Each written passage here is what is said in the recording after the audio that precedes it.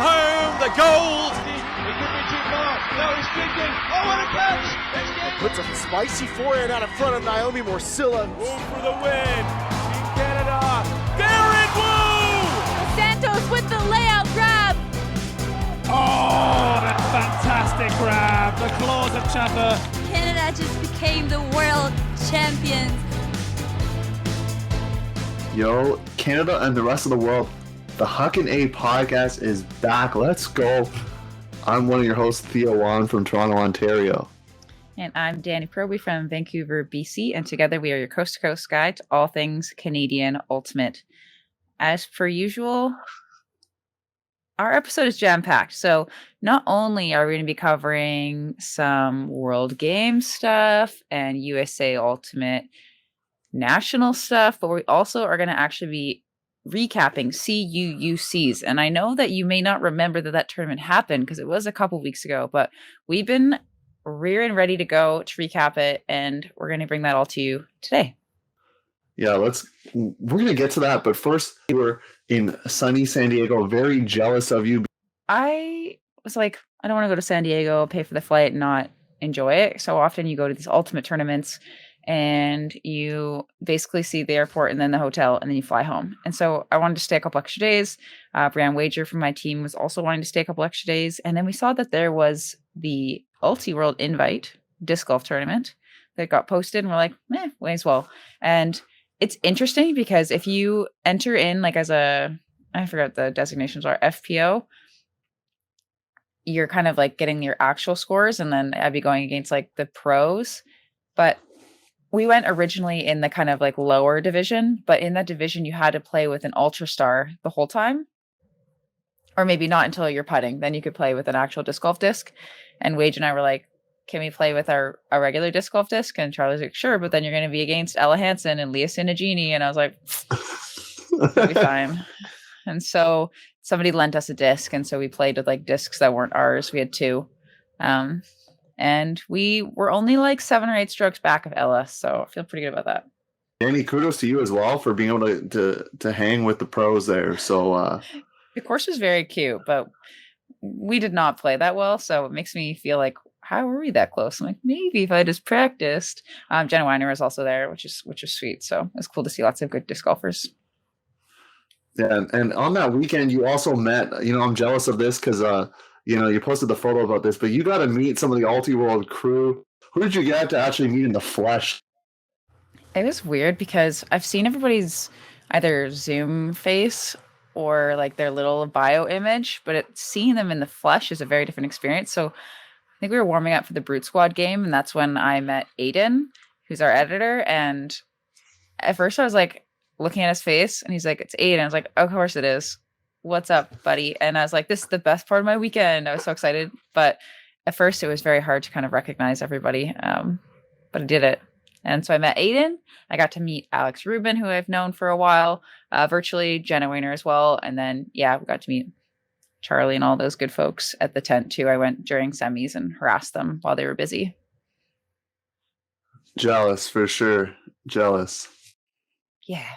Yeah, it's pretty intense to see all the people that are working in media and like all the photographers for Ulti Photos and people doing video and all the articles and everything. Like, they must not sleep because as soon as the games are done, then they're having to like produce content. I just like, that must be like a bender for them. Props. Big props. Yeah, we'll give you props here as we enter our news segment. So we're going to hit the news. Talk World Games, USA Use, all that good stuff. So we'll hit the news right now.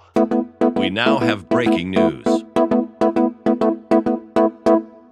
All right, welcome to your news segment. So World Games tryouts have happened now, East and West. And so World Games tryouts in the East were the same weekend as CUUC. So Theo, do you have anything to report about how that may have impacted CUUC or anything that you've heard?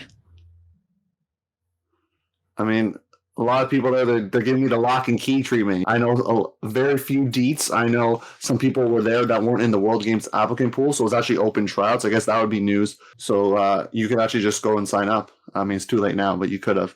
In our CUUC recap, we'll talk about it, but some players made it back for the finals and had a little bit of an impact. if you're following us on social media, first of all, if you don't, do it. Second of all, you might have saw some stories from Danie for what was happening over there. Yeah, it was really nice. I mean, it was cold at night when it was Saturday night, 6 to 8 p.m. or sorry, 6 to 10 p.m. Tryout. It was very icy, and then the next morning it was 9 to noon, and it was just stunning, like just warm, sunny, like perfect weekend for Ultimate. So it was pretty exciting to see that many high level players on the field at one time, and interesting because the whole tryout, I believe the scrims were all vertical based, which was kind of a disadvantage for anyone who plays traffic. Like Furious, I know they've been doing a lot of vertical, but traffic players and people coming in of juniors have very little experience running vertical. And so I heard some people on the sideline, like very experienced players who played on national teams before, being like, how do I cut from vertical? Which is like kind of a tough spot to be in going into a tryout. But if they're going to be playing vertical potentially as TC World Games, they do want to see if people can figure it out. So I think that was a bit of a challenge for the women matching players, but in general, there was lots of hucks going up, cross-gender. There was a lot of really big bids, impressive Ds.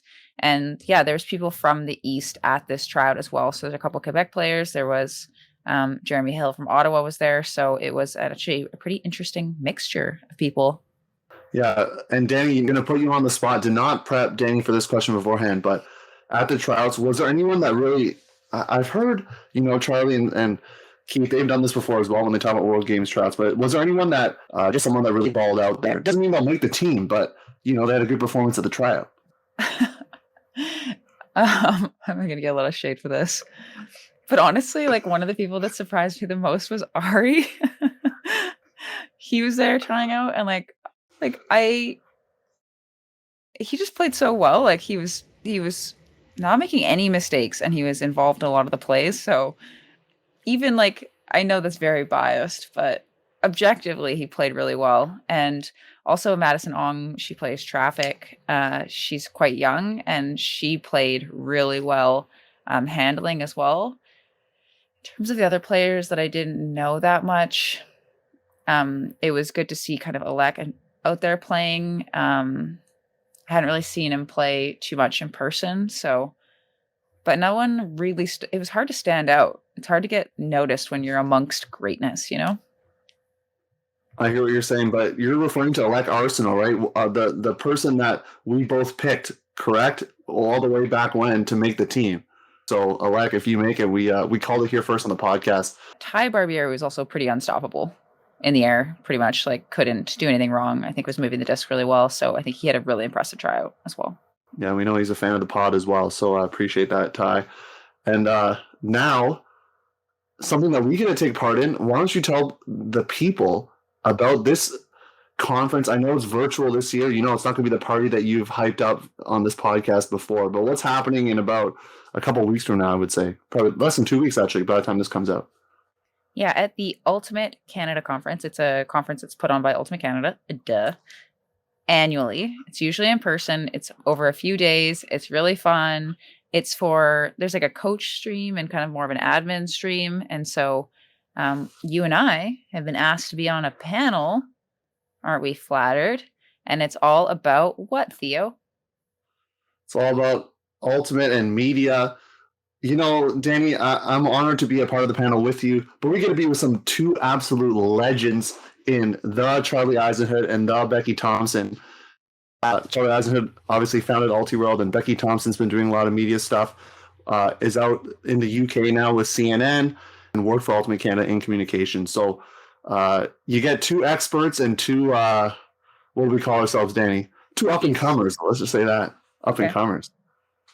Up-and-comers in the game. So if you want to attend the conference, you can sign up Ultimate Canada. We'll throw a little plug there. It's November 13th and 14th.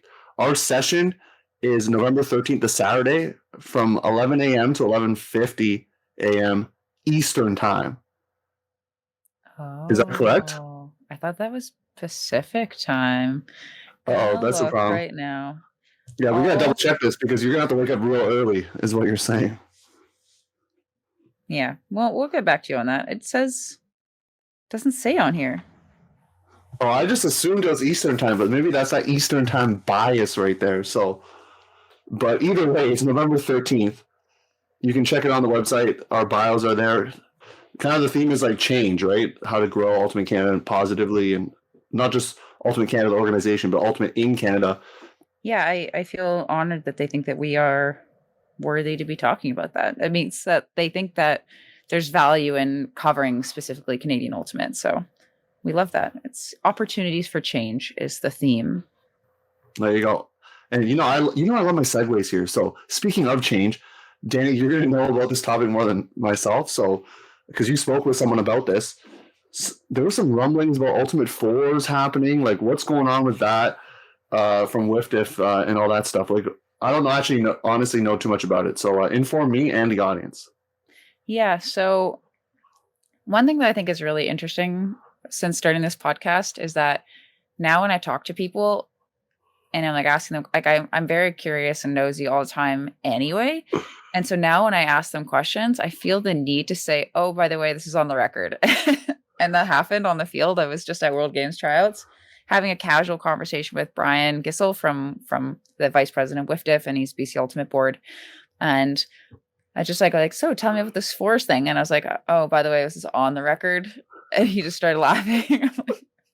Just to say, there were some things that were said that were off the record, and I'm happy to respect his wishes. And just for all of you listening out there, you can come to us. This is a safe space. If you say off the record, we won't mention it on the pod, but anything else. People do that. Yeah. Yeah. If it's in our vicinity and we hear it and you haven't said off the record, it might slip onto the podcast. Okay. So the new Force format is the intention of grass is the idea. And so it's to showcase for potential Olympic interests for 2028. And so the reason they're thinking fours and they're thinking grass is to keep it as consistent with how we currently understand Ultimate. Fours has been a very exciting game and played in a lot of different places around the world, including most of Canada besides BC.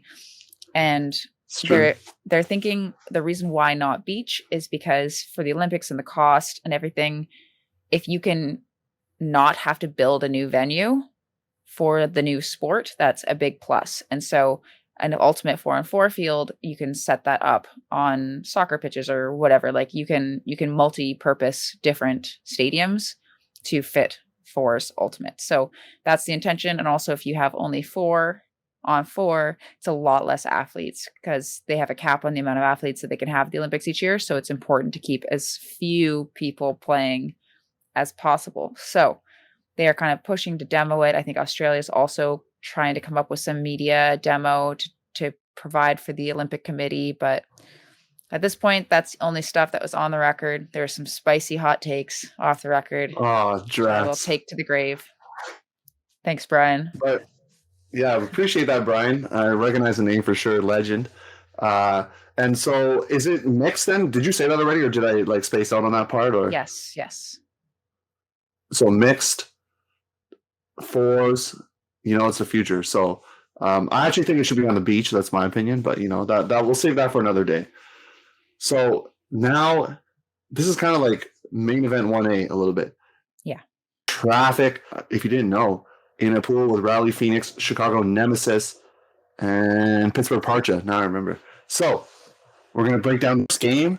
It was on the stream for your team. Were you expecting a bigger lead, or you were thinking maybe Parcha wasn't a true 16 seed, so you were kind of nervous? Like, what were you thinking?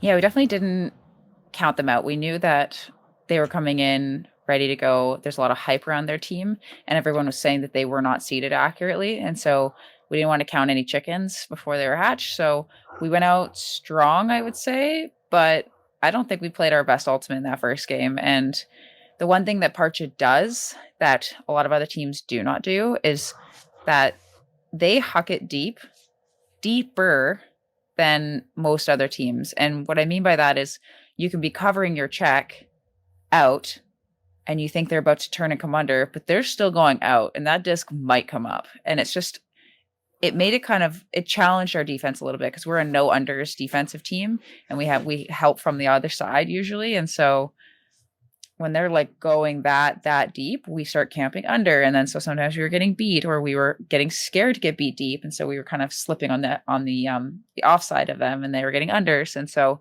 they showed up to play. They were huge bids on D. They played well. We did not play well. we managed to squeeze out a win.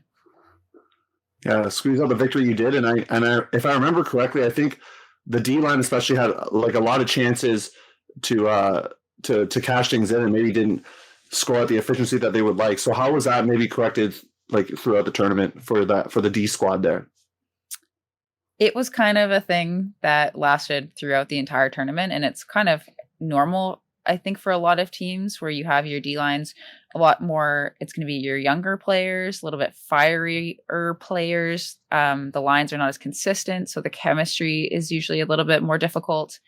We often call less handlers on D line, and so we have less people that are dedicated throwers.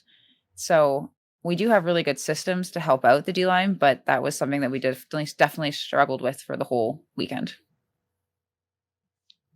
No, Canada, you're getting some insight because I didn't even know that. So this is where it comes through the podcast. So let's go. Second game now, a little bit more of a comfortable victory, 15-9 over Nemesis. So quickly summarize 15-9 versus Nemesis.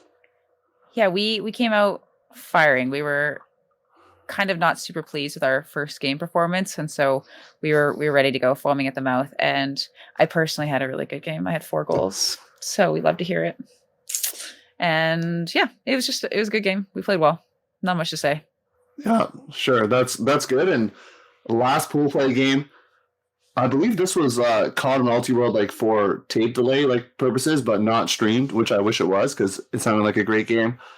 If I read the Twitters right, you had it on offense a couple times towards the end of the game. Is that correct? I don't want to bring up old wounds here, Danie, but we're here to, safe space, like you said. So we're here to listen and hear you vent potentially, but here to just share what happened in that game because it was close. This game was very painful. I feel like every season has like that game that really sticks with them, and this is going to be the one for our team. So I think we went down a little bit early and then got a couple breaks kind of in a row. We ended up taking half 8-5, which is a pretty healthy lead at half.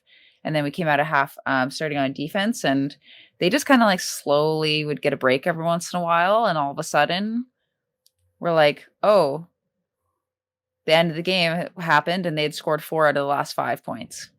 So at this point, this is the only time our O-line was really, I think, struggling to score, because I think the 1 point that we did score after half was a D O-line that scored. So again, like we were getting lots of turns, and it was just kind of like some execution errors, throwing into poaches type thing. And the one thing that happened on like the last point was tough because we ended up scoring, but then the throw was called back for a travel call. And if we watch the tape, I've watched the tape so often. It's like an open side throw. The person throwing did take quite a few steps, but it didn't look like an advantage. So it's like it's hard for me to kind of, like we'd caught it in the end zone. And then there was another player, there was a Huck to Laura Mason. She'd beat her check. She didn't know there was another person poached off and coming to get her. If she had just gone up stronger, like if we as a sideline were louder and could have communicated it better, like person on, like she didn't hear us or we didn't say it loud enough, it would have been the game there too. So some things to lose sleep over for sure, because then they ended up marching it back and scoring. And then we obviously had the dirty road or dirt road path after that, whereas we would have had a pretty easy quarter and we would have been playing against Fury in semis instead of Brute Squad in quarters. So can you give us insight now, because we want to get insight into the elite level teams here. So what is the team talking about that night? Did you have like a team meeting? Maybe you don't want to give away all the secrets, of course, but like team dinner, then like is there a team meeting talking about your next game, your pre-quarter game against Columbus/Ann Arbor rival? Yeah, we have team meetings every night. The team meeting for that day was more like warm fuzzies for people to try to get the mood into a good space, because I think that loss was pretty heartbreaking for people. And so we had to re-rally to play against rival. But if you're thinking long-term development of a team, the road that we took was probably better, because if we had won that game against Phoenix and then say played against Fury, that's just like not as much of your roster is probably seeing the field, versus the way the route we did take, everybody got to play a lot to finish the tournament. So our mindset going into the next day was like, just live in this moment, play your hardest, give your energy to your teammates who are on the field, that kind of thing. And we came out guns a-blazing. Yeah, 15-10 is my count there. And then we go into another stream game. I'll be honest, I didn't watch this whole game. I think I was either at work or doing something. So I'm going to be honest with you and the audience. But I don't know if this game has the same sore spot as the previous one. But 15-7 to Brute Squad, tough loss. But Brute Squad's a good team. So, I mean. Yeah, we hadn't faced any teams like that yet this season where they're just so technically good and so defensively tight. And the wind had picked up substantially. And so we just looked really scared, felt really scared. The energy on the field was not confident. And so we went down big early. And I think that we finished strong and we finished kind of trading at some points. If we hadn't gone down so big at the beginning, it would have been a more interesting game, but it was definitely a big loss. And would you say with a bit of the youth on the team, as you've talked about before, could that maybe play a role? Because they're maybe not, they're not used to the big lights of the quarterfinal stream game against, the team of Brute Squad. Just the name maybe gets people scared. So was that, you think, a factor at all? Or well, in a game like Brute Squad, that's when the bench is quite tight. So I don't know if they got those kind of newer players got as much playing time in a game like that. So that loss was the veterans. It was all of us that were on the field. I was playing quite a bit in that game, and we lost the game. Danie, sorry to hear, but love the humility though. I appreciate that. Always do. But hey, it ends on a good note. So you drop down now into kind of if you play, the finals. Come on. So finals bracket, you play Nemesis again and you take out Nemesis again. So you know what they say, it's hard to beat a team twice on the same weekend, even if it's in the finals. So how did Nemesis come out to play against you? Were they kind of raring to go, or they were kind of defeated from their quarterfinal as well? No, they seemed excited to play us again. They were way stronger on this day than when we faced them the first time. I think we were only up 8-7 at half, and so we were playing more people. We were having all of our D lines playing at that time, but we still we had definitely a tougher matchup. They were grinding a little bit harder on defense, and then we just pulled away just right at the end. Talk about the atmosphere of Nats, because I'm just I wasn't there, so I want to soak in it all. So first talk about the game against Riot, and then we'll talk the Nationals Atmo. Yeah, so can I talk personally for a minute? Is that okay? Yeah. Okay. Hey, save space. You already said it. Come on. So if any of you are listening to this and you've been listening to this for a while, or you know me, I've been kind of going through some grieving stuff, and playing Ultimate this season has been a really nice outlet for me and a break and a consistent group of people to see that I care about, something to train for. So it's been, really important for my healing. And so warming up in this game, I was already crying that it was over, even though we still had a game to play. But I was this was so fun, and I'm already happy sad. It was a beautiful sadness, if you've ever heard that term. It's kind of the vibe. And so I was feeling leave nothing out on the field. And so our team played really well. Again, everybody was getting in lots. Everybody was contributing. It was really fun. And I threw the last point to Daisy, who made a nice upline cut, and we scored, and the game was over. And then I was bawling. The waterworks are coming, is what you're saying. Yeah, it was a really, really amazing season for me personally. And I think the team vibe, the team culture was feeling really freaking good. Really good. So it's a good time. Yeah, let the good times roll, and appreciate your vulnerability and always. Yeah, sharing with the Huckin audience there. So now let's keep the good vibes going.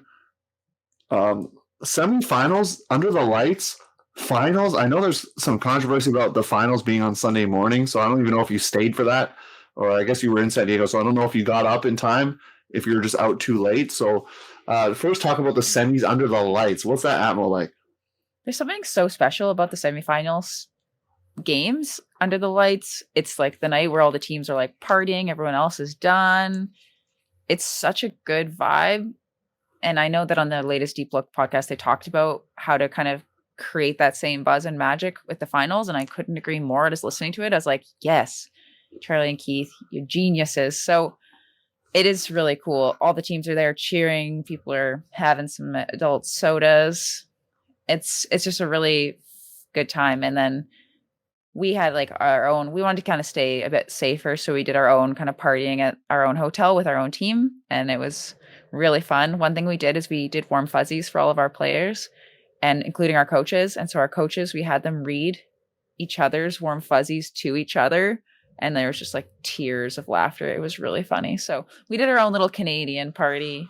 And I think the other teams might have gone to a party, but I'm not really sure. But yeah, finals. I didn't watch the mixed final.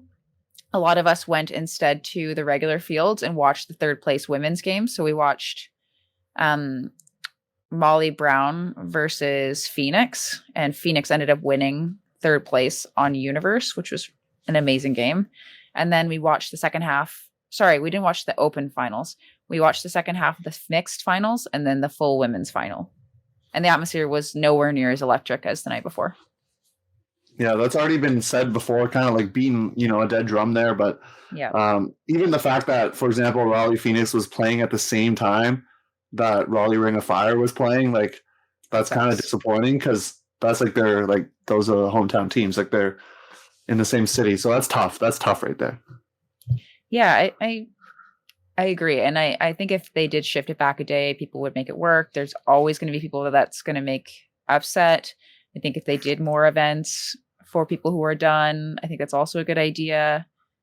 People are excited to be there. Like during our buys, we had 2 buys in a row. Like some people were like leaving the fields and I was like, I just want to be here. I just watched Ultimate. It's been so long since we've been able to be at these types of tournaments. I just like soaked it in, just like more Frisbee in my eyeballs. Thank you. Soak it all in. You did there. And, you went to the beach as well. I saw in your stories. So you were just soaking up the sun while us were stuck here in cold Canada. So now the winter has come. So a lot of, people are playing indoor league and things like that. So, we're back inside. A lot of leagues, COVID safe, but playing inside. So that's just the reality of our country here. So, Danie, any last thoughts before we jump into the actual main event, where we talk with CUUC to jog people's memory and to admit some of our bad picks?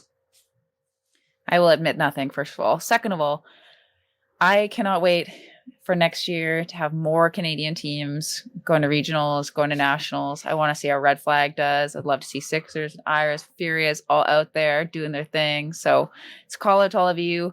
It's the off season now. Get training, get those bank accounts building just in case we have to do more COVID tests. See you in the States. It's a good time. Actually, that's actually a question I had now. Is what was you did it at regionals already, but was it kind of the same procedure of getting the test done and all that? Was that kind of a lot of people strayed away from that and chose not to, but it sounds like you were able to obviously accomplish it as a team and able to make it work. Yeah, our captains are very organized human beings. And so the on-site COVID test people came to our hotel and they just tested the room by room, tested everybody, and then gave them the results the next day. They had to go out to the back parking lot and get swabbed. It was very easy. Sounds like some sort of other deal happening over there. But yeah, that's fun stuff. I'm just jealous that you were there. You met the Ulti-World crew. I know, so me. Wow. So the humility has gone now. The humility is gone, but it's going to come back for us, folks. It's going to come back. The humility from both of us as we admit some of our bad beats, especially Danie and the love for a certain province. So you don't want to miss it. We're going to hear from our sponsor, Be Ultimate, and be right back. This episode is brought to you by Be Ultimate Apparel. Based out of Vancouver, BC, Be Ultimate is climate neutral certified and designs products that are built to perform. I personally love my 2 Be Ultimate Sun hoodies, and I rock them wherever I go. If you want to learn more about Be Ultimate, start your custom team order, or check out any of their ready-for-purchase collection, you can head over to beultimate.ca.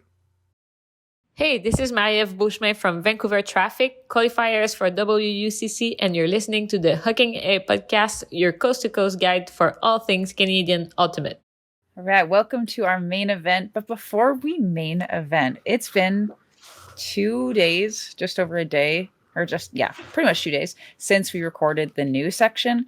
And as news goes, more news comes. And so we have some more news to report. So it's kind of like news part 2. Okay. So first of all, the beach coaches, or 3 of them anyway, have been announced. And so for coaching Team Canada Beach Mixed, we have Troy Weston. Team Canada Beach Open, Jamie Millage. And for Masters Women's, we have Chris Artabello. So there are some other teams that don't have coaches yet. So applications for coaches, athletes, and team selectors are all live until November 5th. So by the time this is airing, maybe you can get your application in late, but congratulations to those coaches and good luck to all the people who are applying, including myself. So if you are one of those coaches and you are listening to this, I'm a very hard worker. I run quite fast in sand and I move the disc well. So thank you for your consideration.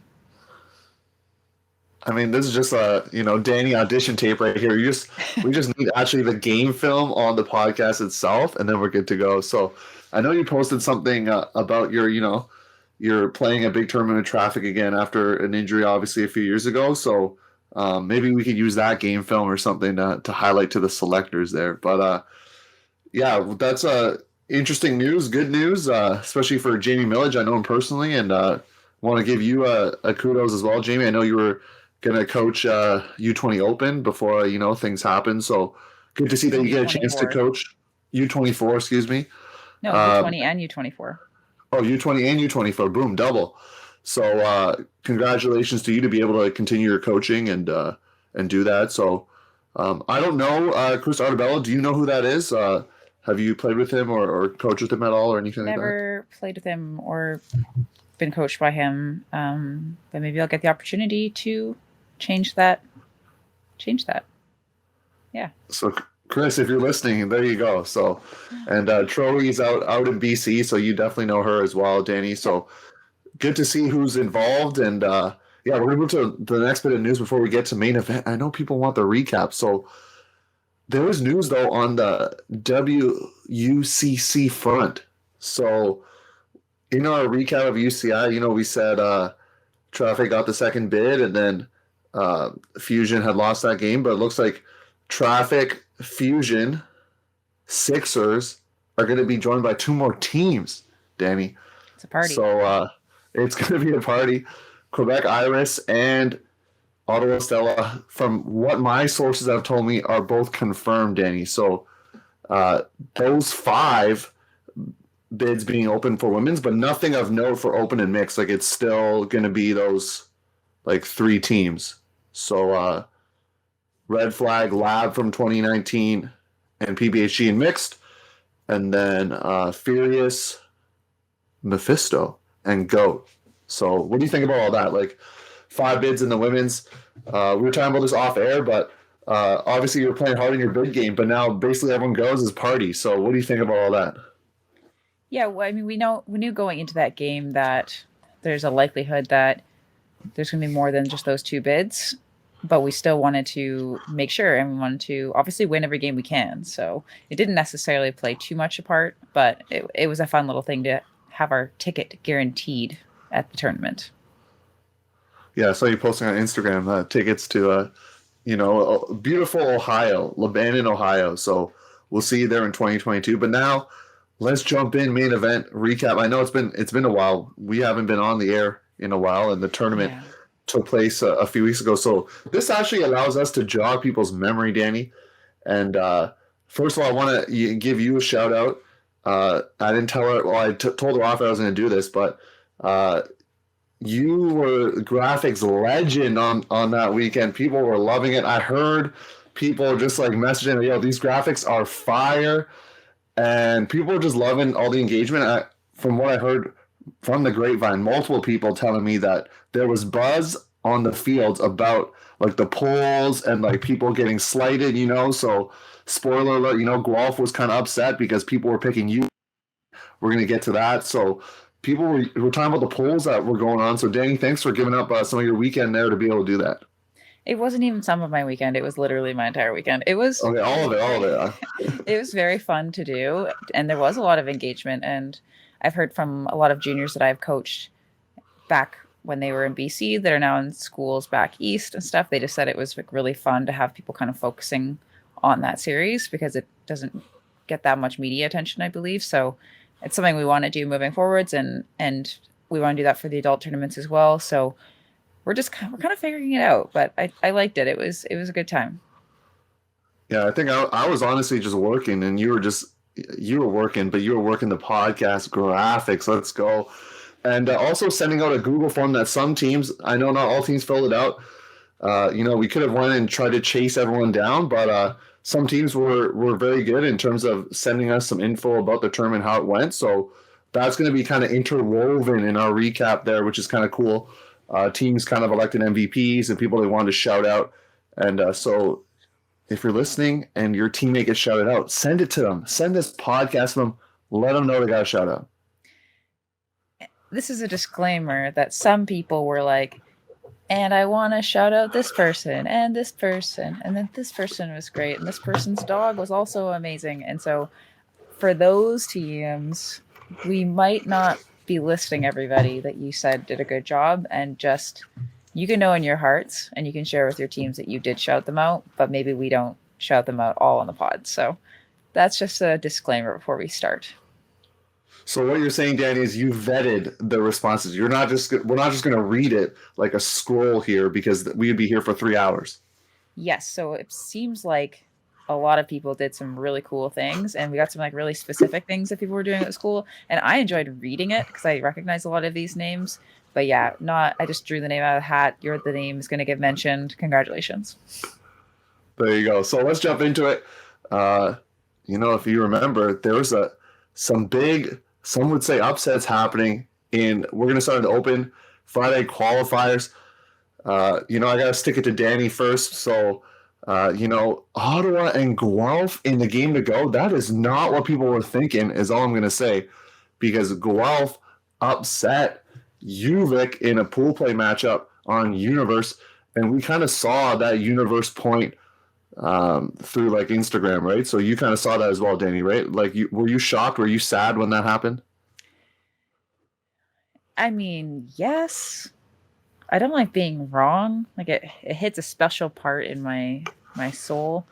But before we even really dive into the analysis, wind and weather was such a big impact on this tournament. And if your team was the type of team that could grind through those kinds of conditions and had that kind of like grit that it takes to win some of those really long points, you're going to come out on top. So I'm not putting an asterisk beside any of these games. But even people in their responses in the Google form said the wind benefited them or the wind did not benefit them. So teams are aware that maybe in a non-windy tournament, they would have done worse. They admitted it. So I'm just going to lay that out there. No, I like that, because, I mean, the teams that have, like, the athletes or the speed, that's obviously going to be nullified in the wind. So you're not, like, if you're going upwind, you're not putting all your speedsters on the line. You got to put your throwers out there. So I get that, what you're saying. Tall people, too. So, Ottawa and Guelph, it was close kind of in the beginning, and then Ottawa took over. They won 13-6, so not many people, I know in the power rankings when people voted, Ottawa did get a lot of votes. They just missed the top 10 from my knowledge. So people did, hype up Ottawa, and so they made it. So, Ottawa Open, shout out to you. Yeah, and it's cool because their goal was to finish in the top 8, which obviously by winning this game, they automatically finished in the top 8. Simon Walker specifically contributed a lot to their team. He was kind of everywhere on defense, and not only producing a lot on D, but when the disc did turn over, which it did all the time in all of the games, he was really fundamental in kind of spearheading their offense as well. So I think a lot of their success is that they had a lot of rookies, I think, that were really energetic, hyped, especially Harry Hopper, first of all. That's such a sick name for an Ultimate player. But if you have a hype sideline and hype young players on your team, it is pivotal to your team's success, especially under these conditions. For sure. And Harry Hopper, we're going to crown you the next big thing right now just because of your name. So you need to get in the gym right now, Harry Hopper, and you need to get those plyos going, and we want to see you just jump out the gym.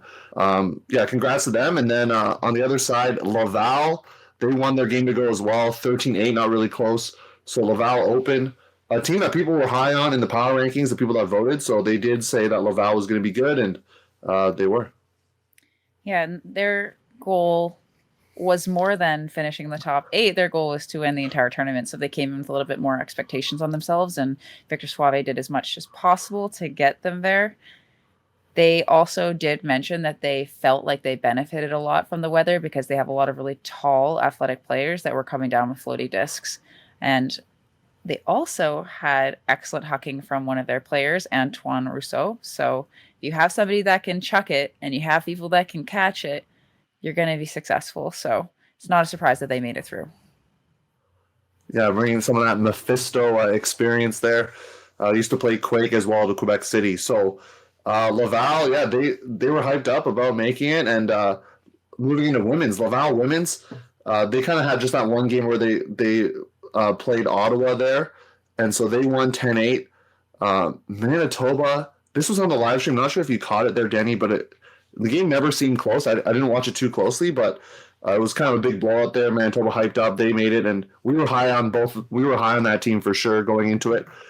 And then the interesting thing was the three-way tie action happening between Western, McMaster, and Ottawa. So Western defeated McMaster 9-6. McMaster then crushed Ottawa 13-7. And so all Western had to do is if they beat Ottawa, like they're moving on. But then Western lost 13-4. So McMaster and Ottawa had a score differential of +3. Western had -6. And since McMaster had previously beaten Ottawa head-to-head, McMaster moves on. So three-way tie action happening, Friday qualifiers. I'm confused even just talking about it. But yes, two teams were tied, and since they played each other, obviously because there's 3 of them, they all play each other, the head-to-head result's what stands because they were both tied in plus-minus.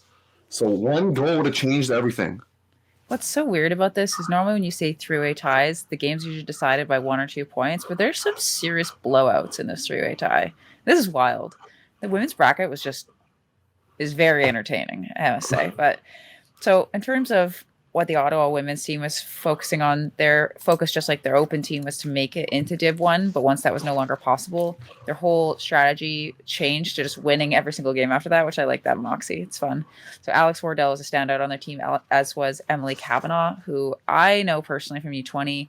She puts up big hucks. Holly McCorkle from their team, thumb got stung by a wasp, I heard, and was still able to make big catches. And so I really like that anecdote because when the weather's like what it was, you get stung by a wasp, you can't throw up wind, whatever it is, you just kind of got to grit it out. So really, really impressive for their team to be able to like rally and kind of have that mindset going into Div 2. So for Western women's, their player of the game or their MVP was Michelle Ng, and the other honorable mentions were Jazzy and Sid, who were making big plays all tournament long. In general, they were disappointed with their finish, but they saw a lot of improvement throughout the entire tournament and season. And so they mentioned that they're excited for next year. Yeah, and being an alma mater of Western, I know that a lot of them, they practice the indoor series. So a lot of teams take the indoor series pretty seriously. I know Carleton's another one. So that's like a whole other circuit that people like. And once again, Danie, that's not something that happens out in the British Columbia atmosphere there. So, yeah, that's what happened there. But before we even move on to D2, we're gonna summarize D2 as well. But let the people know we did not do well for some of our picks. For most of our picks, let's get real. Yeah, let's. Oh my gosh. So we were 0-2 for open for the teams that were going to be qualifying out of Friday, and we were 2 for 3 for women's.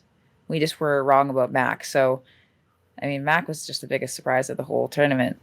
And if you were following along, you know why. And if you were not following along, we'll tell you later. Yeah, Carleton and Victoria, I picked you. Danie, I believe you picked them as well, right? So, you let us down a little bit, but it's all good.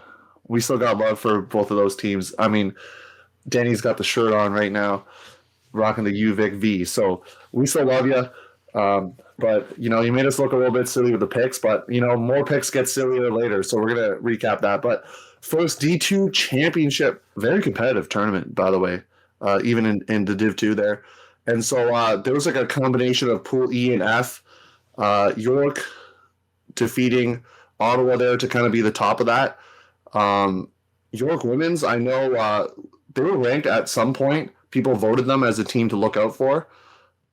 For York women, their goal was to just outright win Div 2, which again, I like that.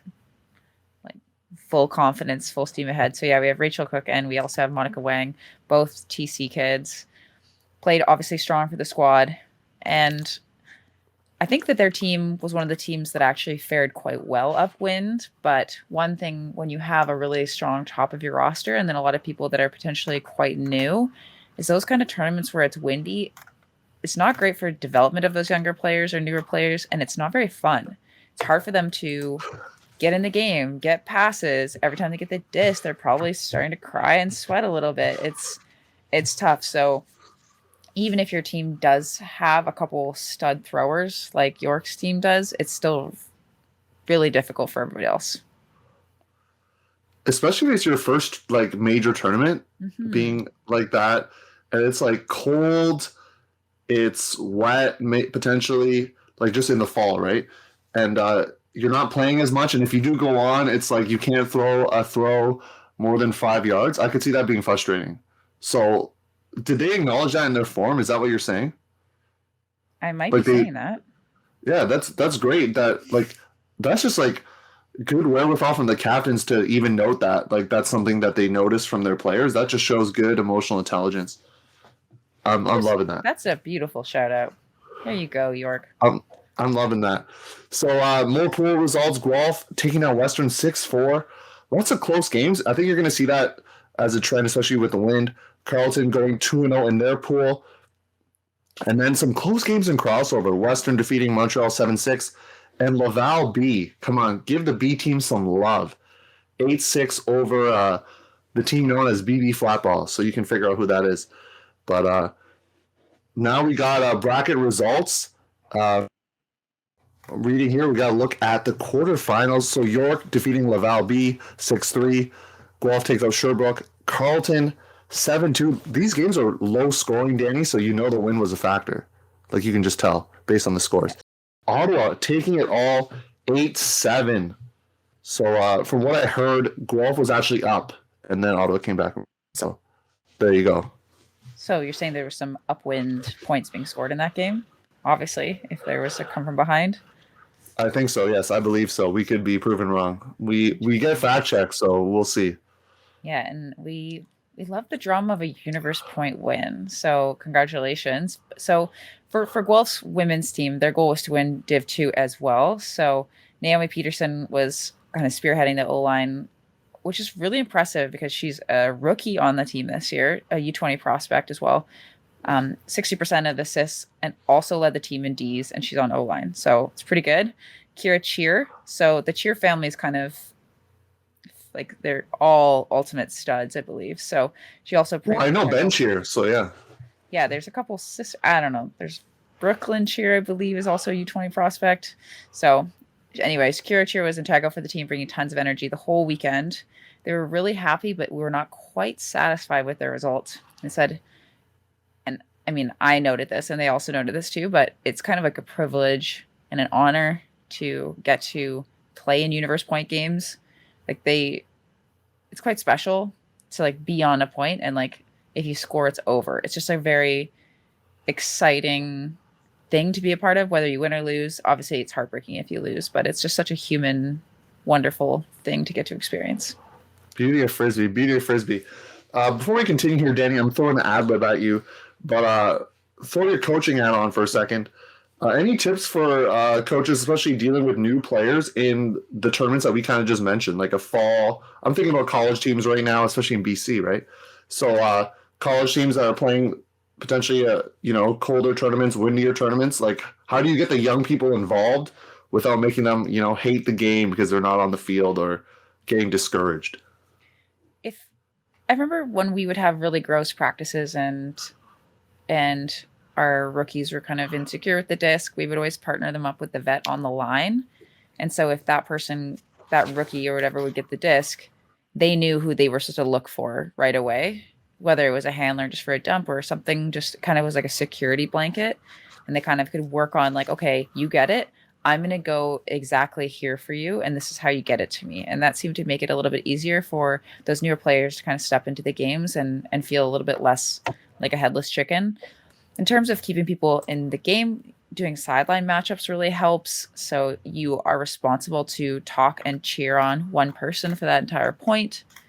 Those kinds of things are always really helpful. And if you have a strong team culture, people will buy in no matter what. But if it's windy, sometimes you just got to set the culture, set the tone that mistakes are going to happen. You're going to make them, and it's okay. Just don't ever give up. That's kind of, yeah. It's about environment. It's about environment. Don't give up. I like all those tips here. D2 Championship Open. UQAM. I hope I'm getting that right. UQAM 2-0. Guelph, Carleton, Western. Big upset. Not upset, I should say, but big tight victory over Laurier in pool play 8-7. McMaster 2-0, defeating Sherbrooke 8-7 in pool play. You know, I got to say this result, Danny, you're not going to like it, but BB Flatball 2-0. I had some BB Flatball people let me know. Big upset. They took down Victoria 6-5, so you already know that's a windy game, Danny, if it's 6-5. Toronto 2-0 as well. And, yeah, we're going to go into the bracket. But, Danny, I'm rubbing salt in the wounds right now, aren't I? I have a lot of feelings about it. And the most prevalent theme in the forums was like anti-BC teams. Actually, not in the women's division, just in the open division forums. It was a lot of shade being thrown at UVic and UBC. And I think it's because I hyped them up so much. So I will take on those digs, I guess. I will take those on. And I am not going to share them. But there were plenty. So yes, UVic didn't do as well as I thought they'd do. So UVic is like, it's pretty windy up there too. So generally speaking, UVic does quite well in windier conditions. So it's okay. They're probably partying too hard to be real. Yeah, I'm going to be honest. It seems like kind of like, I'm not going to say it's the old school East Coast, West Coast rap battle or something, but it's definitely like an East Coast, West Coast pride thing right now where it's like all the East Coast teams are just banging together to say like, hey, we're not going to let these like West Coasters come and just like steal the power rankings and steal the game. So that could be where some of that tension comes from. Potentially someone hyping them up also doesn't help, but hey, I was high up on, I picked Victoria too, so you can come at me as well because it wasn't just Danny. I picked UVic to make the top 8 as well. So into the bracket here, UQAM taking down Toronto 9-8. Western, these are some close games. Western taking down McMaster 6-4. Sherbrooke over Guelph 8-5. And Carleton taking down Laval B. So Laval B, you're going to talk about them. But a B team making it into the top 8. They won their crossover matchup. So Laval B, that is awesome. Carleton Sherbrooke in the semi. Same thing with Western. And then Carleton Ravens, your Division 2 Open champions. Not really a close game. 13-4 over the Mustangs. Yeah, so we'll speak about Laval B first. So their goal was to be the best B team in Canada again. So it's pretty impressive that a B team can do that well. Their MVP was Gabrielle Tremblay. So they were originally supposed to have 18 players and ended up cleaning up 14 to start the tournament. And with how long those points probably were, I can't even imagine how bagged those guys were after this whole thing. So they had like about a 50-50 ratio of players that had competitive experience versus no experience or no 7-on-7 Frisbee being played at all. So I just don't know how they ended up where they ended up and UVic ended up where they ended up. So it's okay. It's okay. For Carleton, their goal after being knocked out was to win Div 2, which is not a surprise to me. Their MVPs are Ian Wallace and Alex Cameron, names that we've said before on the podcast. They felt really good about how their team did, and they felt like everybody was contributing, which is not something that we've heard from a lot of teams. I think a lot of these teams have their stars kind of doing everything.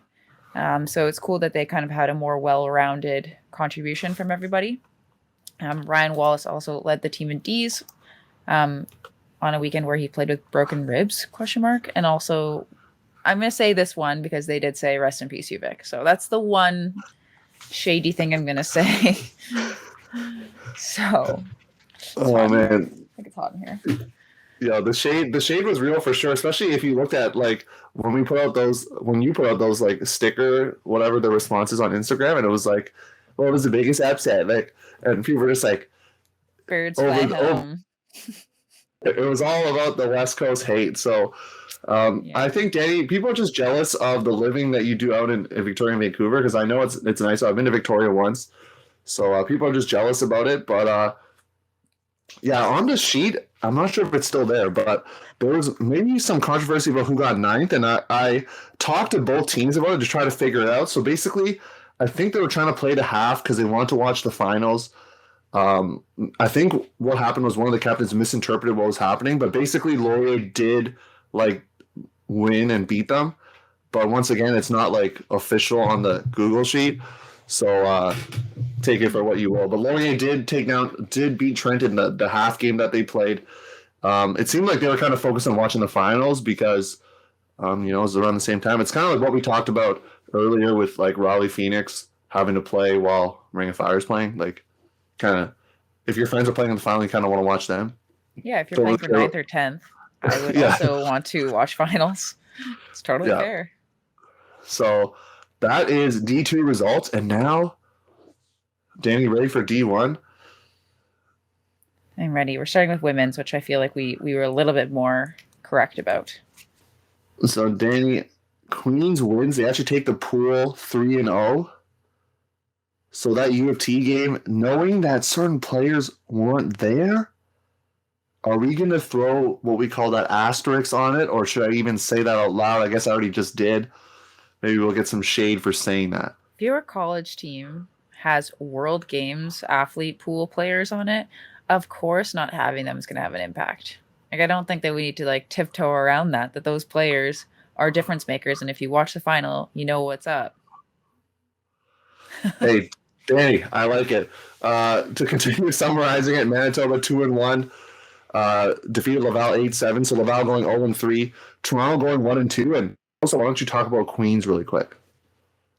Yeah, so I like their goal because a lot of the other teams' goals are like, oh, we wanted to win or whatever. And theirs was they wanted to leave the tournament feeling proud, which I think was a really neat way to kind of go about it. And they were in the pool of death. Like, that pool that they were in was nasty. And so they wanted to play their systems, have good defense, and medal obviously is nice, but it wasn't necessarily a huge priority for their team. So they're really focused on the process, which I appreciated. So their MVPs, which will not be a surprise to you if you watched any of the streams, because you would have heard their names coming up over and over and over again. It's Wenji and Jessie Chen. So they're obviously studs. They did magic the entire weekend. And I think their O-line only got broken 4 times, I think they said, the whole weekend, which is pretty insane considering the weather. So obviously those offensive players were working. And they did also mention that their favorite game was against UVic for bronze. Go Vikes. Go Vikes. Swore the results a little, but that's okay. All right, we're going to move to the other pool here. So a little 3-way tie action happening. Waterloo, unfortunately, going 0-3. But the other 3 teams, Victoria, McGill, and McMaster, 3-way tie. So basically what happened, Victoria moves on in terms of as the first seed because they won by the biggest margin. So Victoria beat McMaster 7-4. McMaster beats McGill 5-4, and you know that's wind. And then McGill beats Victoria 6-5. So all these games, like, I think the games were to 13, but the only one game is even touched past double digits, which is McGill over Waterloo. So, the wind is a factor there. So let's go into bracket play. There was a game that was streamed, so I'll talk about that last, but Victoria defeats Laval 8-5. McMaster throw a little upset in their 8-7. From what I was told, it was all downwind points that game. So there was not a single upwind point in that contest. Queens defeats Waterloo 11-4, and then Toronto beats McGill 8-7. That was live streamed. McGill at one point upwind. I believe it was 6-all. They had a chance to break twice but couldn't do it, and then they're pulling up one on Universe, so that's tough. And so Toronto advances, And then in the continuance of the bracket there, Toronto avenges their loss with the addition of some of their players back. 10-8 is the score, and then McMaster takes out UVic 8-7. Come on, McMaster. That's the story. McMaster's the story of the women's division for sure. In the final, I'm going to call it, like, you know how Revolver used to be called Faceless Army? I'm going to call McMaster Faceless Army because people aren't going to know their names, but they were killing it. Fortunately, they go down half 7-4, and Toronto kind of rides it out. Like, they basically, Mac can score downwind but can't go upwind, and obviously you can't come back down breaks like that. So, I'm going to let you kind of talk about, who was instrumental to the victory here. But I did see a couple spikes from Mac, which I love the energy. It's kind of spoiler alert for our subscriber only, segment we did earlier this year. So I like the eyebrow raise there, but the spikes were in. Yeah, they were flowing for McMaster. So I'll give you kudos for that. Yeah, so I'll talk about McMaster first. So from a team that we didn't even see making it out of Friday qualifiers to being in the finals, what the heck? That's amazing. So really big congratulations to y'all. So yeah, as you said, McMaster Manitoba is only downwind points. So you win the flip, you win the game, it's hard. So McMaster, they have no club players. Some players have played like junior club in the past. The roster is quite deep, but there was no quote unquote stars. So I think that they only had people kind of double shifting a few times, which was, again, not my experience when I played college. And so when they played UVic specifically in semis, they pulled out the strategy where they taxied or kind of like zoned and won on Monaghan and Devonshire of University of Victoria, just to try to like kind of eliminate them from like taking over the game. And obviously that strategy worked because McMaster ended up beating UVic. And so, yeah, one other note that the coach at McMaster, Kim Baxter, was mentioning that Toronto's spirit was really high, especially for it being a final where there's some tension, and that's kind of where sometimes you can see things slipping through the cracks, but they wanted to commend Tula on their high spirit, even in a final. So do you have any last thoughts of McMaster before I move on to our champions? Well, McMaster, we doubted you. So You did. You proved us wrong. Kim Baxter, I know she's a fan of the podcast. So, Kim, we doubted your team. You were hyping them up before. I remember we were talking about it, messaging back and forth, and you were saying, like, you got to watch out for McMaster. We were close at Easterns, and we didn't listen. And we were proven wrong. You got a silver medal around your neck, so kudos to you. I know you're not the only one on the coaching staff, so kudos to all the coaches for doing that. And our champions with the help of a certain family, right? A certain family helped them win. Yeah. Not the only reason, but, But the rest of the team had to get them there. Like, they had to keep them in Exactly. the tournament, which is no small feat. We saw how many close games there were. We saw how the wind was affecting all of these teams. And so the rest of the team really had to rally around not having their two top players. And so their goals of the tournament were to win and have fun, all that good stuff, get everyone in the game. So make sure that everybody's getting playing time. Their MVP for the tournament was Anna Goldstein. So we love that because obviously Anna was pivotal to getting them into the championship games. And so their favorite moment was when their rookie line scored upwind in the final. So all of their first years are rookies on the team. None of their like really experienced Team Canada players marching it upwind and scoring upwind. Like that's pretty cool. I can imagine being a vet on the sideline and watching that happen. That would definitely stick in my memory as being my favorite thing too. So it's pretty cool. Obviously, when the Dos Santos came back, they were really high impact players, throwing to each other, laying out. Crystal specifically was popping off. It was incredible. And so, I mean, it's hard to beat them. And also Jordan Marinus, their coach, was giving them really good wind advice, which was no short turnovers ever. Like ever. And I've screamed this exact thing when I'm coaching juniors and it's windy. It's like, I would rather you turn it over with a huck where we can go play D than turn it over on a backwards dump to give them their end zone. So obviously they had good strategy going all the way through. Yeah, Jordan, you're coaching, still recovering from the injury, so I think still walking the scooter, if I'm not mistaken, or at least I think it's kind of getting to the be able to do other stuff phase. But yeah, back to back, 2019, 2021. So two champions, we love it. Moving on to Open here, Pool A, Manitoba. Theo's pick for the final there. McGill, Waterloo, and Ottawa. So, yeah, let's talk quick results here as I pull it up on my computer. Hopefully you don't have to fill the airspace anymore. So, Manitoba versus McGill, they both finish actually 2-1. So, McGill actually takes the pool by virtue of their victory over Manitoba 9-7. Waterloo and Ottawa round out the pool there. Manitoba taking out Waterloo 9-8, so there were close games in this pool as well. So the final ranking for this pool was McGill, Manitoba, Waterloo, then Ottawa. Yeah, so we're going to speak a little bit about Waterloo at this moment. So their goal was to finish in the top 4, and their MVP was James Carr-Priest. And in general, they were not really happy about how they played in pool play or on day 1.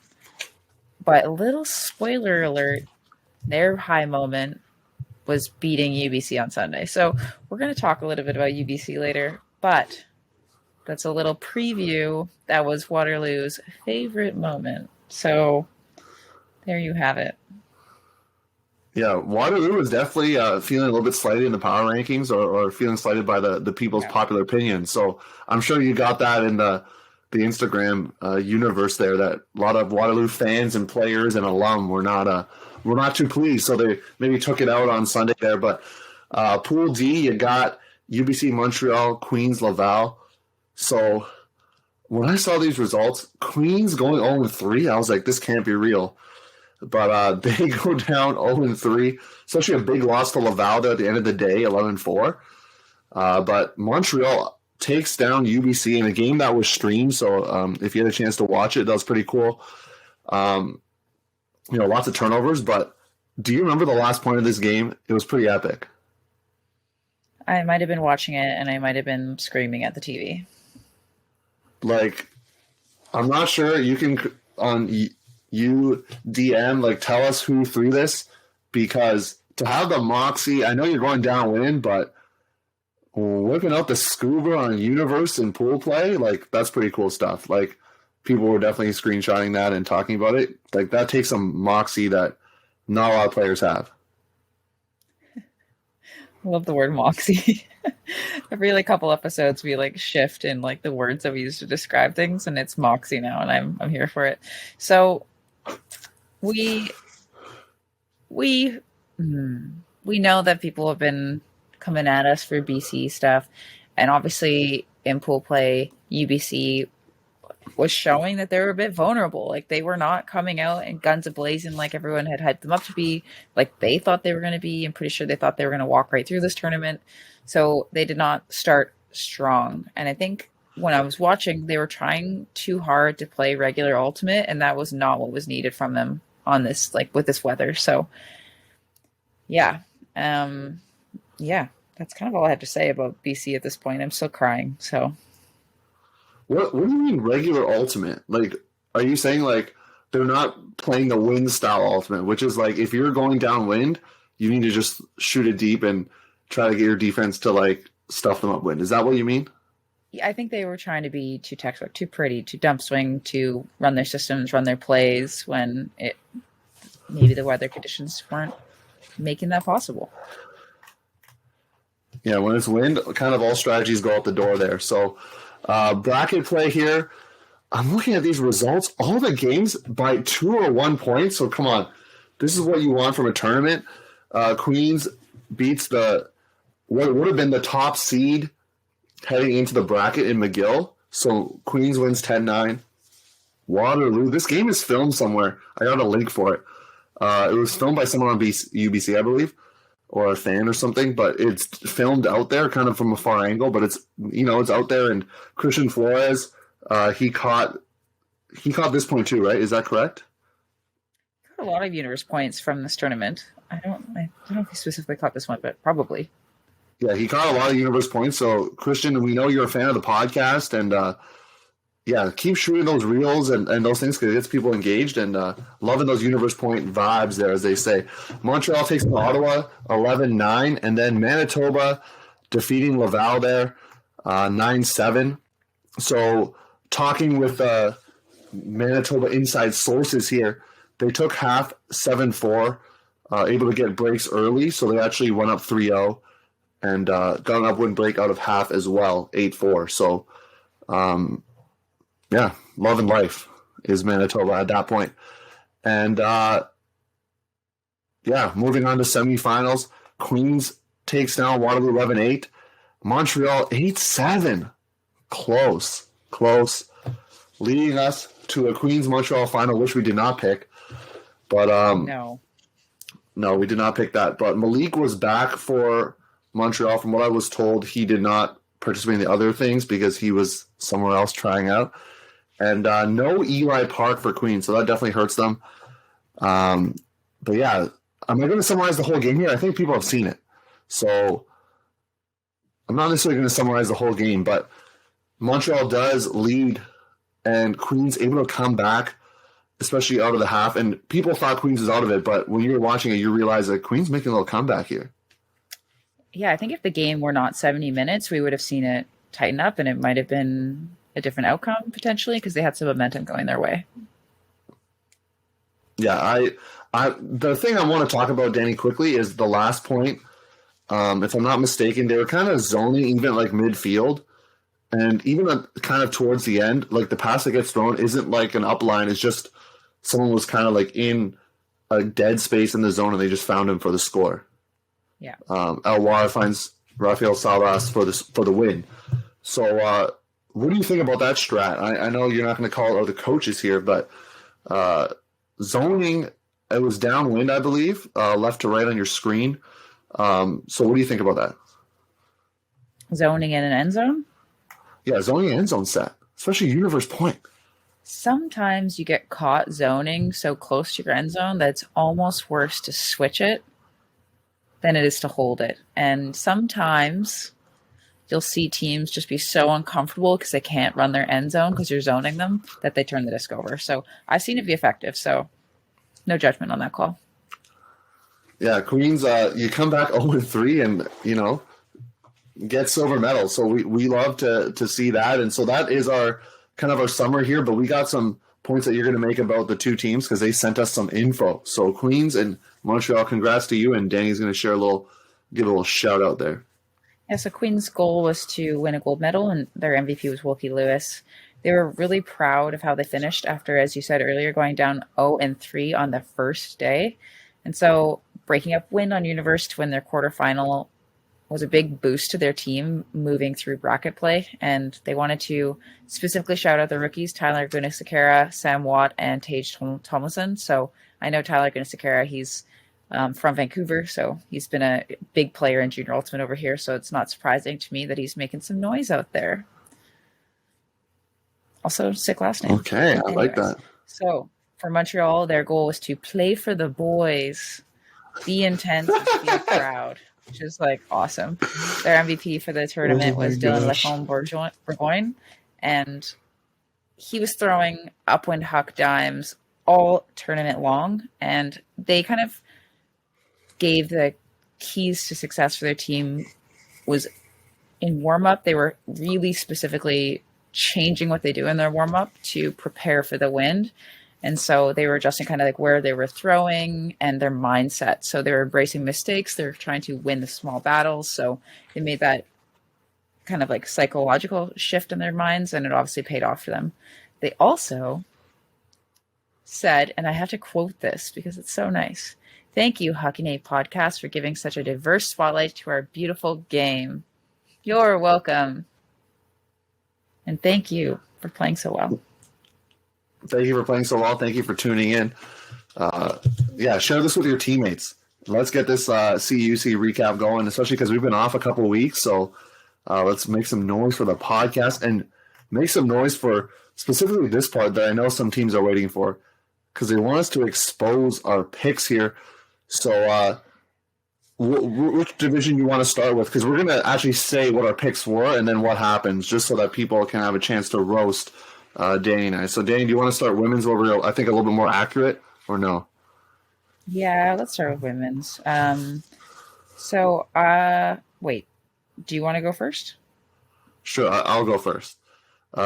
In this order, I had Toronto, McGill, Manitoba, Queens, Waterloo, Laval A, Ottawa, and UVic in 8th. So UVic, you proved me wrong. But Danny, what did you have?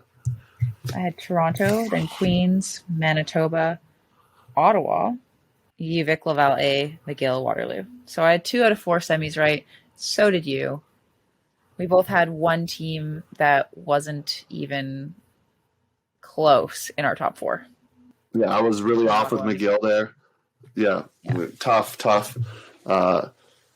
But Danny, let's shake your hand here online. Let's take solace in the fact we picked a winner at least. Like, got something right. I mean, I'm not too sad about, like, I have UVic finishing 5th. They finished 4th. Like, that's pretty good. Like, Queens finishing 2nd. They finished 3rd. So, I mean, come on. Not bad. I mean, it could have been worse. It really could have been worse. So, I think that were we, like, equally as bad? Did we tie, basically? Better than me. You might have been a bit better than me. I don't know. You're really wrong about UVic. Yeah, UVic, I was not hyped up on you because I, truth be told, did not know many of your players' names. Because, I'm not in the scene out there, and maybe I had a little bit of East Coast bias, the reverse of what people were saying. So, UVic, congrats to you. Coming in 4th there. So, Open, don't look now, Danny, because it's before we go to Open, because Victoria didn't send anything in, it feels like weird to not really have mentioned them going this far into the podcast, but I do want to. I'm wearing the shirt. I'm going to give them a shout out. So they did so well this tournament, considering I think people kind of counted them out. Like, I think they ended up getting ranked pretty high because they beat quote unquote UBC. But I think going into the tournament, people were like, well, they didn't really beat UBC, so like maybe they're going to be really bad. And the fact that they were able to actually make it through to semis is really impressive. So I want to shout out my alma mater. Love ya. You're the best. Well, 4th best in the country. Go! What is it, Vikes? Vikes. They used to be Vixens, and I'm happy they changed their name. So go Vikes. Go Vikes. Is there like a symbol that you do, like a V or something, or no? I don't know. I was a Vixen, so we just pretended to be foxes. You Vixen. There you go. So now we can go to Open. I'll go first I'll go first just to let Danny rest here before she says her pick. So I had Manitoba first. They come in 3rd, so come on, not bad. But UBC, I had you going silver. McGill 3rd, Montreal 4th, Waterloo 5th, UVic, who didn't make it, and Queens, and then Carleton, who also didn't make it because we had talked about that earlier. So those were my picks. Yeah, this is rough for me. Like, there's a lot of red in my column, which means that I failed the test. So I have UBC, then Manitoba, then Montreal, then Victoria, McGill, Queens, Carleton, Waterloo. So just like so wrong about UBC. UVic didn't even make it in, like, what was I talking about? Queens. So sorry to all of you folks. You crushed it day 2. Good job. This is a bloodbath. There's a lot of red in the columns. I'm just going to say, do I remember? Yeah, more on yours, but I still got a bunch. We did. I mean, with all that being said, we still got 2 out of 4 semis right for both. So, take solace in that. But was there a team that? Am I thinking about UCI maybe? But was there a team that said like we proved you wrong or something, or was that, or am I just making stuff up right now? My DMs were flooded with "you were wrong," so yes, that happened. Really? Yeah, of course. Well, I mean, I've coached a lot of people that have now playing on a lot of these teams and stuff. So, yeah. I think it's fun to make spicy picks, we've always talked about how we have very little information going into this. We just like look at the rosters. We recognize more names than not. We're like, they must be good. And then we pick them. And so I'm not surprised that I got so many wrong. I'm surprised about UBC. Yeah. And just to assure the audience, Danie and I are we're not just throwing picks like on the dartboard. Like we are trying to make educated picks. But as we mentioned before on the podcast, we don't have the wealth of footage that the college series in the States would provide. So multiple tournaments where you can actually watch and stuff. So, we got to go with the intuition sometimes. Maybe sometimes you got to go with the homer pick, and you see how it goes. So that's what happens. That wraps it up for the CUUC recap. A long one, but hopefully some people are waiting to listen and watch it and hear about what happened. So any final thoughts before we move on to our outro and kind of talk about where our podcast is going moving forward? Yeah, I guess after covering this event, it makes me realize how important it is to be covering these events in a way that's accessible to young people. And I'm just excited because I think the buzz around the tournament and like the fact that UBC and UVic on the open side didn't necessarily do that well, I feel like there's some motivation for them to come back to this tournament again if they can make it happen. And I think that like it's always been kind of like a thing that the West teams don't do. We have lots of competition in the States, but it would be cool if it felt more like a nationals, like a real true nationals, by getting more teams from different places coming. And hopefully we can keep covering it. So keep listening, keep downloading the podcast because it helps us build our confidence to know that y'all are listening. And so keep spending our time making sure that you have lots of content. Yeah, and there were teams from the West, specifically UVic Open, Manitoba Women's, and Regina. We didn't really talk about your Regina, but you traveled out for qualifiers as well on the Friday. So taking a leap of faith, Manitoba being the one that actually scooped up the bid, but love that teams, are taking a leap of faith, and even though they don't have a bid in tow, they're still going out. So, yeah, we'd love to see it. And as we now move into the off season, you might be thinking, okay, is Huckin going to be like, once a month, once a week? Like, what are they going to do? So, Danie announced to the audience, what are we doing now? What's our next episode going to be about? And then what are we doing in the future? Yeah, so our next episode, we want to do kind of a whole rundown on spirit of the game. And there's a lot of different ways that it can be taken. There's a lot of different episodes we could do specifically on spirit. It's such an important part of our game. But we're going to be talking kind of more specifically about spirit scores and those types of things regarding tournaments. And in terms of other stuff that we're going to be covering, we're going to do off-season training, Team Canada selections, World Games stuff. We're also going to do game throwbacks, so we're hoping to cover some like sick juniors games, sick Team Canada games, maybe some awesome CUUC games in the past. And so look forward to those, keeping you engaged with Ultimate during your off-season. If you're a college player, maybe you're never going to have an off-season, and that's just the best part about being a college athlete. But we are going to be switching our schedule a little bit. So instead of recording once a week, we're going to now record twice a day. So I'm just joking. We're going to be recording twice. That scared me. I know, just like, you get so sick of me. So we're going to be recording ideally twice a month. So we're going to, instead of going every week, we're going to go to every other week to ensure that we have enough time to prep and get guests on and make sure that the content that we're producing is high quality. But don't be scared. When the season starts back up, back in the spring, especially because I'm hoping, crossing the fingers here, that the teams in the West Coast, maybe some teams out East are going to do this, but I know the teams in the West Coast, they're going to they couldn't make it to college nationals in December. But hopefully by the time things change, that, they can go to some tournaments that we can talk about. So like Northwest Challenge or like Santa Barbara Invite or Stanford Invite, those things. So there will be stuff to talk about, and then we will go back to our, was it twice a day schedule you said? Twice a day, yes. Once a week schedule. So, it's been a fun ride. We're kind of cruising off season the podcast. We know we took a couple weeks off, but that was club championship time. So a busy time here with the Ulti World and stuff. So, Danie, are you ready to only have this once every 2 weeks? You get less of me, which might be good for you there. It's a blessing, really. No, it's been fun. It's been really fun covering actual tournaments. So I am excited to do more stories again. But yeah, no, it's been a good ride. I'm excited to do every other week. I'm ready for that. Yeah, give us a little break here.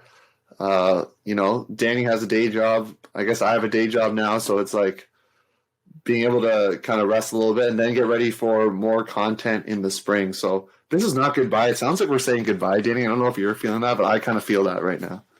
Yeah. It's not goodbye. It's see you later. It's not me, it's you kind of thing. Sure. But we're not breaking up with the audience. We're just taking a break. We'll be back. Yeah. We'll be back. The spirit topic will be good, though. I'm excited for that because especially the idea of the corrected spirit scores that we talked about, how, like, depending on the team you play, it can actually inflate or deflate what your spirit score actually should be. And then also, like, what is spirit, like, for different teams, even just from different cities, what they're used to, what does that look like? So we'll try to answer all those questions. I'm not going to say we're going to answer all of them, but we'll try our best.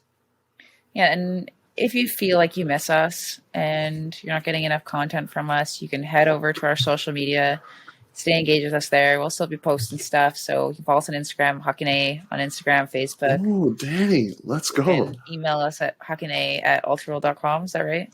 Nailed it. So there you have it. And if you are a subscriber, we're going to come up with something really saucy for the subscriber only section. So subscribe to Ultra World. Tons of video content came from Club Nationals.